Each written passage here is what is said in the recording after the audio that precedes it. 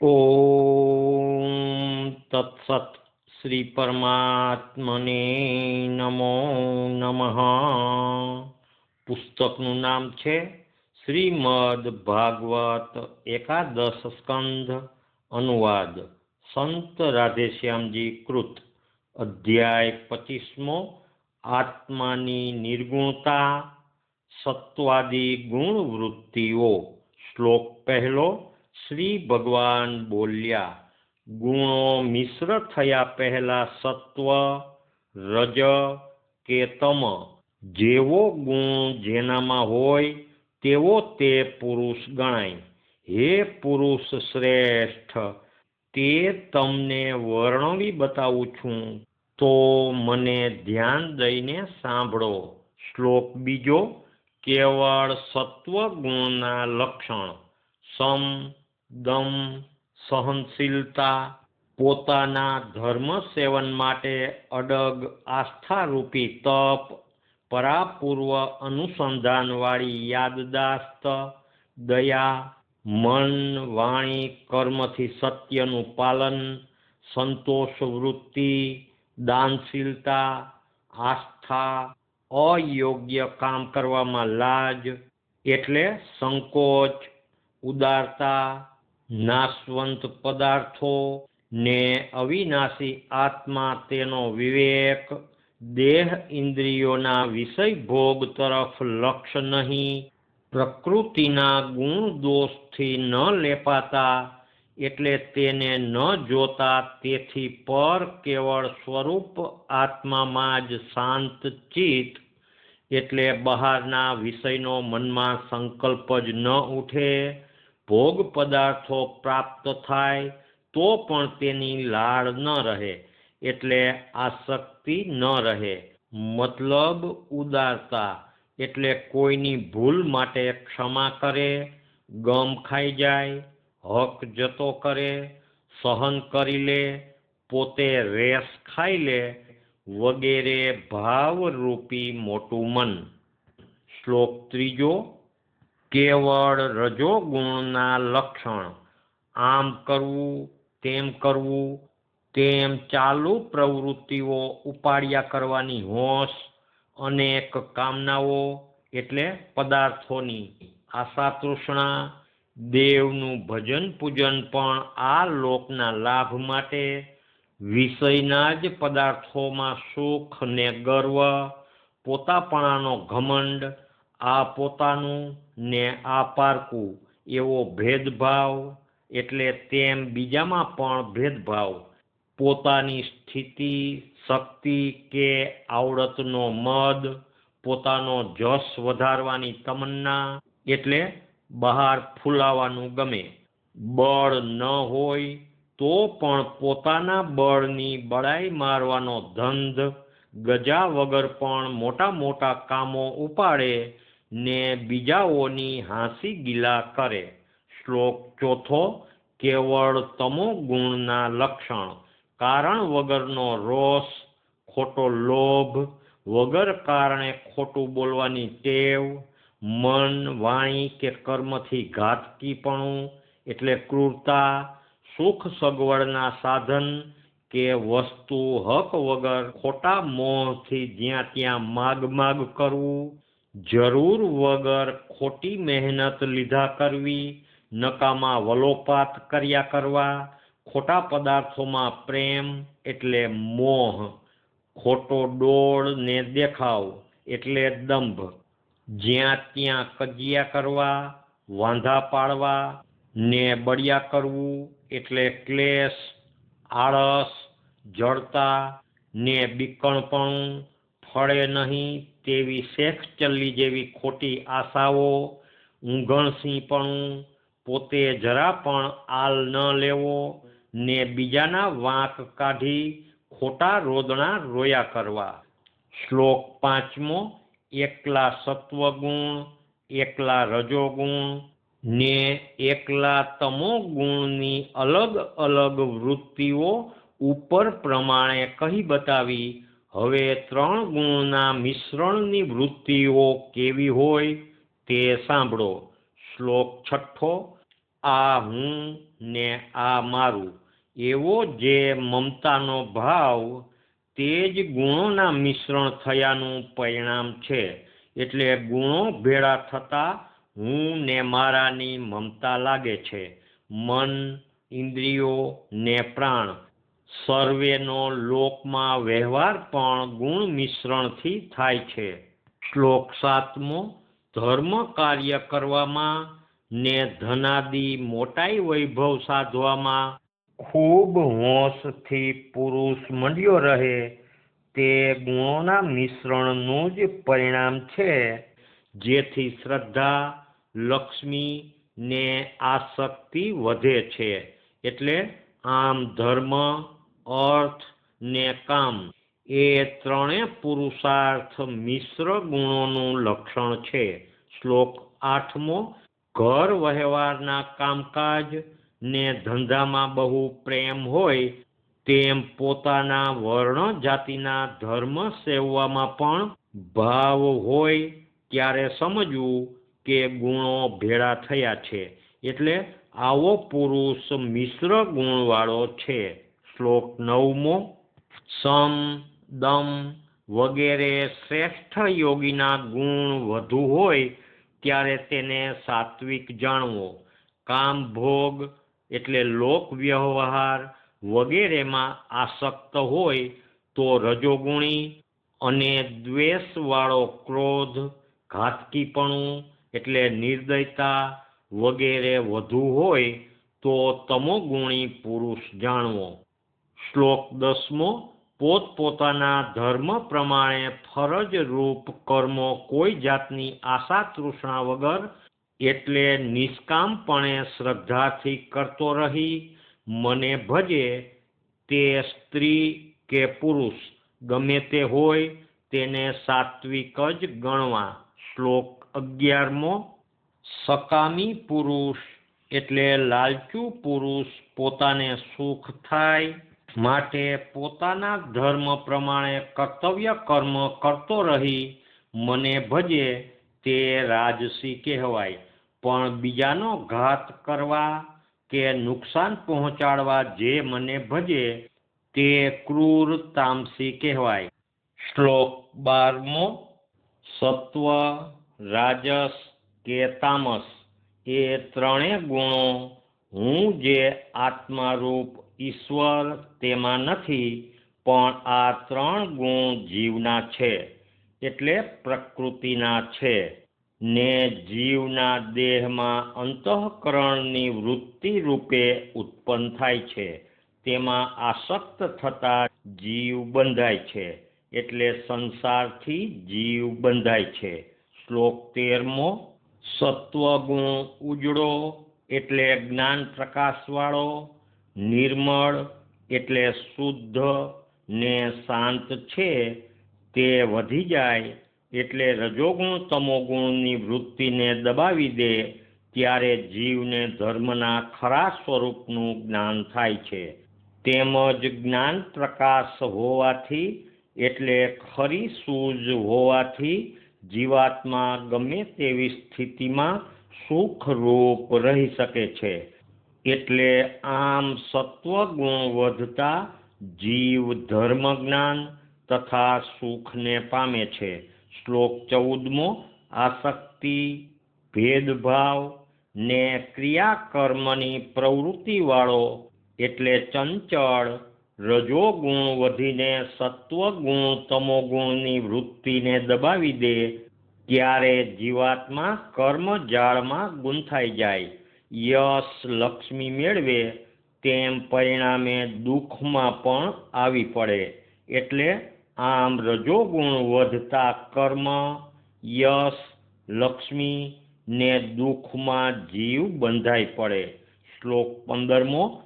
આંધળો એટલે સૂઝ વગરનો, જળ ને મૂઢ તમોગુણ જ્યારે વધી જાય ને સત્વગુણ રજોગુણને દબાવી દે ત્યારે જીવાત્મા ખોટા હરખ શોકમાં, ખોટા મોહમાં ને ખોટી આશાઓમાં રોડાતો તેમાં નિર્દય, સુસ્ત ને ઊંઘણસી થઈ જાય. શ્લોક 16મો ચિત્તમાં સદા પ્રસન્નતા બની રહે ને ઇન્દ્રિયો વિષય પદાર્થનું ભાન ભૂલી કેવળ આત્મામાં જ શાંત થઈ ઠરી જાય, મન એકદમ વિષયોથી મુક્ત થઈ દેહ પરત્વે અસંગ ને નિર્ભય થાય.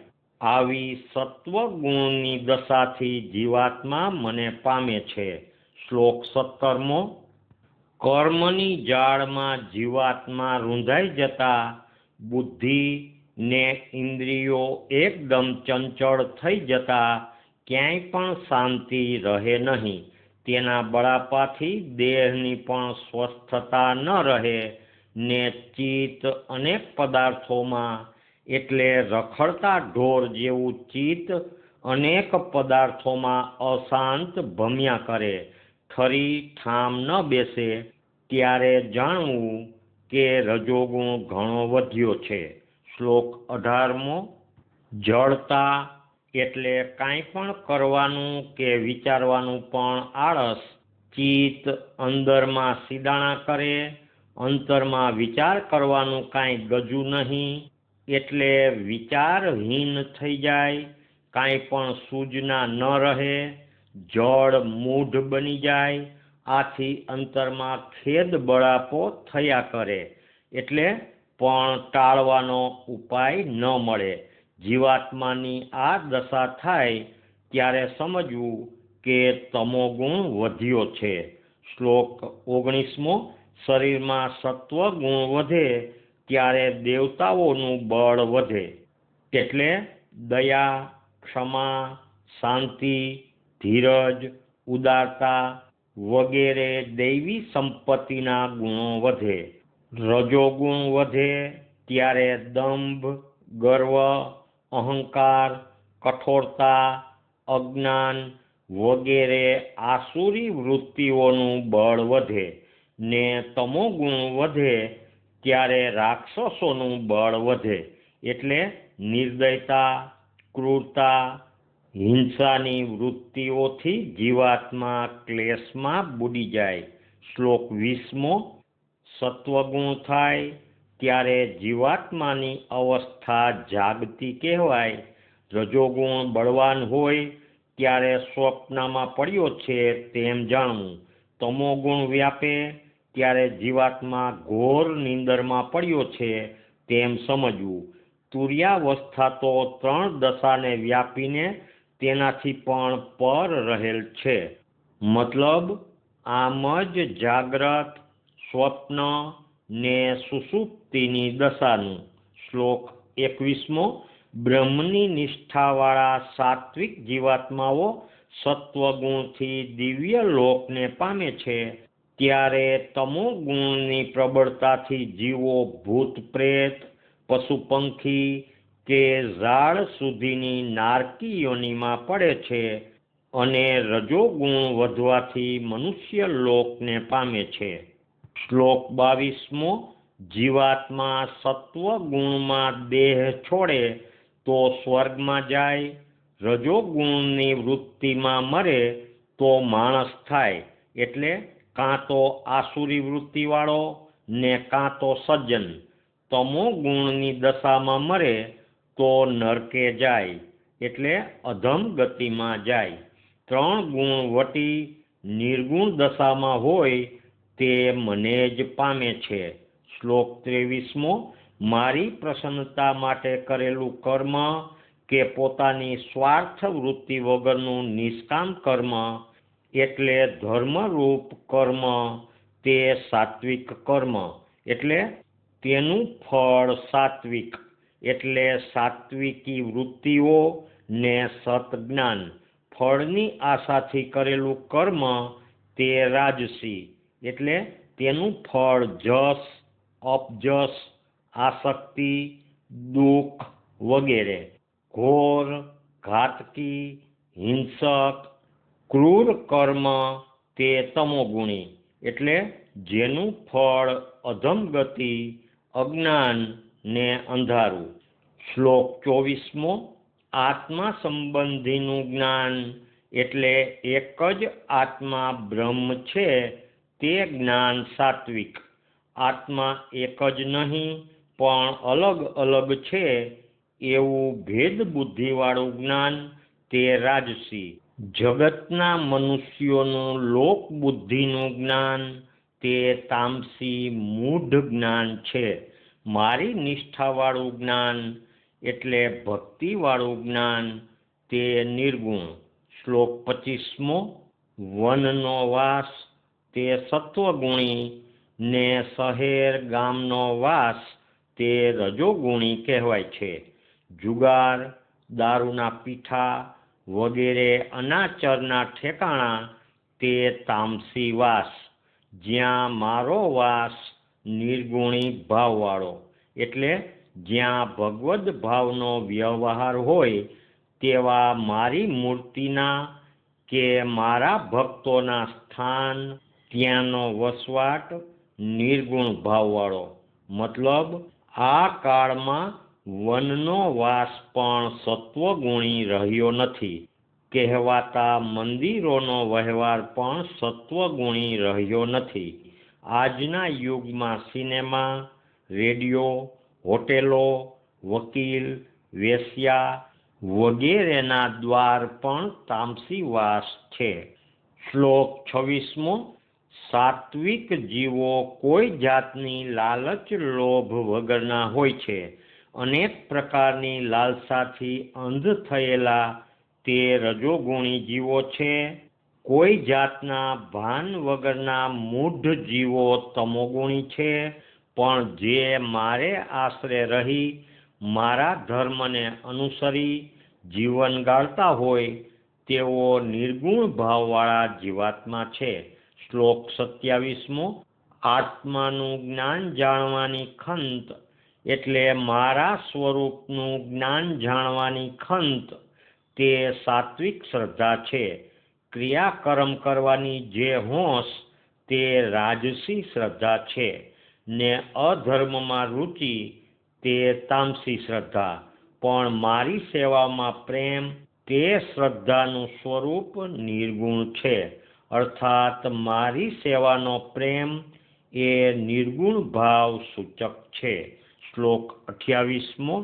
પચવામાં હલકો, સાદો, અનાયાસ મળી શકે તેવો આહાર સાત્વિક છે. જેમાં ઇન્દ્રિયો રાચે તે રાજસિક આહાર છે. લાચારીથી ભીખ માગીને મેળવેલો તેમ અપવિત્ર ખોરાક તામસી છે. એટલે અપવિત્ર એટલે સ્વભાવથી જ અશુદ્ધ, વાસી, ટાઢો, ઉતરી ગયેલો, આથેલો, ભાવદુષ્ટ વગેરે. શ્લોક 29મો.